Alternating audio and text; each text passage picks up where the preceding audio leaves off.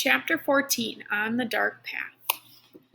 Only now, entering the woods on the footpath, did Anne-Marie realize how cold the dawn was. She had helped earlier, as the others donned sweaters, jackets, and coats, and she had peered into the night, following them with her eyes, as they moved silently off, bulky in their garments, blankets in their arms. But she wore only a light sweater over her cotton dress. Though the October day, later, would be warmed by the sunlight, now it was gray, chilly, and damp. She shivered. The path curved, and she could no longer look behind her and see the clearing with the farmhouse outlined against the pale sky and the lightning meadow below. Now there were only the dark woods ahead. Underfoot, the path, latticed with thick roots hidden under the fallen leaves, was invisible. She felt her way with her feet, trying not to stumble. The handle of the straw basket scratched her arm through her sweater. She shifted it and tried to run. She thought of a story she'd often told to Christy as they cuddled in bed at night. Once upon a time, there was a little girl, she told herself silently, who had a beautiful red cloak. Her mother had made it for her. She wore it so often that everyone called her Little Red Riding Hood. Kirsty would always interrupt there. Why was it called a Red Riding Hood? Kirsty would ask. Why didn't they just call her Little Red Cloak? Well, it had a hood that covered her head. She had beautiful curls, just like you, Kirsty. Maybe someday Mama will make you a coat with a hood to cover your curls and keep you warm. But why? Kirsty would ask. Was it a riding hood? Was she riding a horse? Maybe she had a horse that she rode sometimes, but not in this story. Now, stop interrupting every minute. Anne-Marie smiled, feeling her way through the dark, remembering how Kirsty always interrupted stories to ask questions. Often, she just wanted to make the story last longer. The story continued. One day, the little girl's mother said, I want you to take a basket of food to your grandmother. She is sick in bed. Come, let me tie your red cloak. The grandmother lived deep in the woods, didn't she? Kirsty would ask. In the dangerous woods, where the wolves lived. Anne-Marie heard a small voice, a squirrel perhaps, or a rabbit scampering nearby. She paused, stood still on the path, and smiled again. Kirsty would have been frightened. She would have grabbed Anne-Marie's hand and said, a wolf! But Anne-Marie knew that these woods were not like the woods in the story. There were no wolves or bears or tigers, none of the beasts that populated Kirsty's vivid imagination. She hurried on. Still, they were very dark, these woods. Anne-Marie had never followed this path in the dark before. She had told her mother she would run, and she tried. Here the path turned. She knew the turning well, though it seemed different in the dark. If she turned to the left, it would take her to the road, out where it would be lighter, wider, more traveled, but more dangerous, too. Someone could see her on the road. At this time of the dawn, other fishermen would be on the road, hurrying to their boats for the long day at sea, and there might be soldiers. She turned to the right and headed deeper into the woods. It was why Mama and Peter had needed to guide those who were strangers here, the Rosens and the others. A wrong turn would have taken them into danger. So the Little Red Riding Hood carried the basket of food and hurried along through the woods. It was a lovely morning. The birds were singing. Little Red Riding Hood sang, too, as she walked. Sometimes she changed the part of the story, telling it to Kirsty. Sometimes it was raining or even snowing in the woods. Sometimes it was evening with long, frightening shadows, so that Kirsty, listening, would snuggle closer and wrap her arms around Anne-Marie. But now, telling it to herself, she wanted sunlight and birdsong. Here the path widened and flattened. It was the place where the woods opened on one side, and the path curved beside a meadow at the edge of the sea.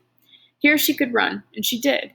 Here in daylight, there would be cows in the meadow, and on summer afternoons, Anne-Marie would always stop by the fence and hold out handfuls of grass, which the curious cows would take with their rough tongues. Here, her mother had told her, Mama would always stop too as a child walking to school. Her dog, Trofast, would wriggle under the fence and run about in the meadow, barking excitedly, trying to chase the cows, who always ignored him. The meadow was empty now, and colorless in the half-light. She could hear the churning sea beyond, and see the wash of daylight to the east, over Sweden.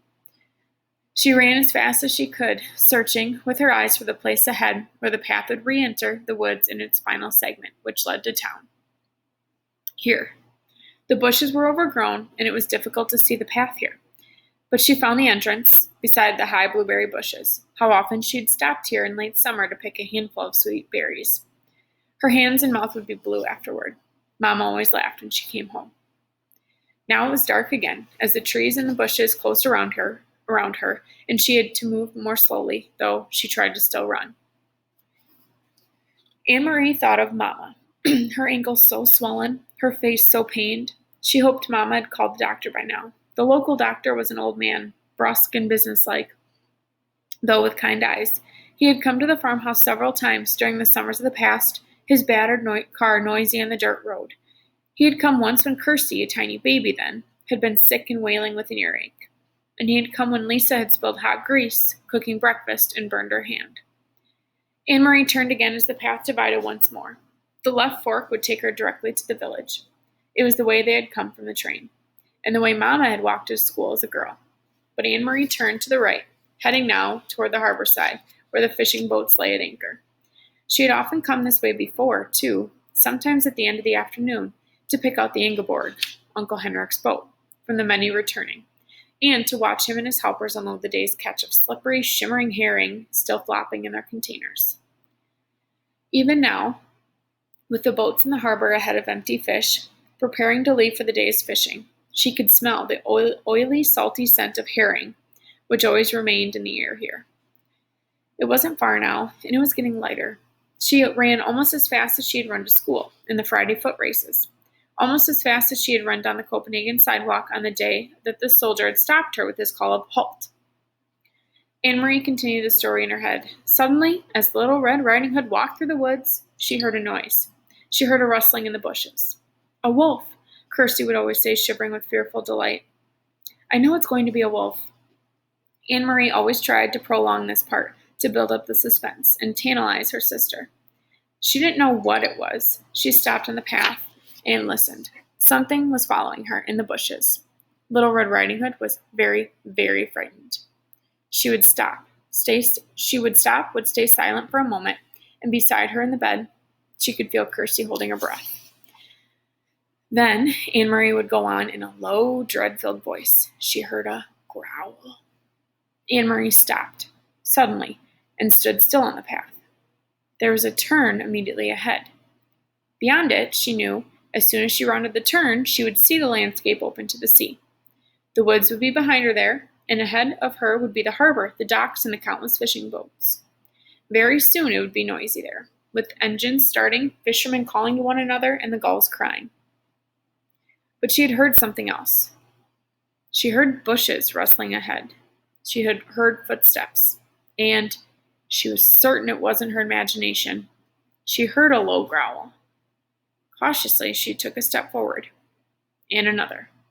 She approached the turn in the path, and the noises continued.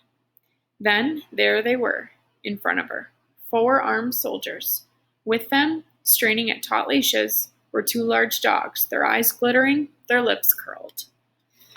We'll have to find out what happens tomorrow, so just make sure that you answer the question on this assignment on Google Classroom, and let me know if you have any questions.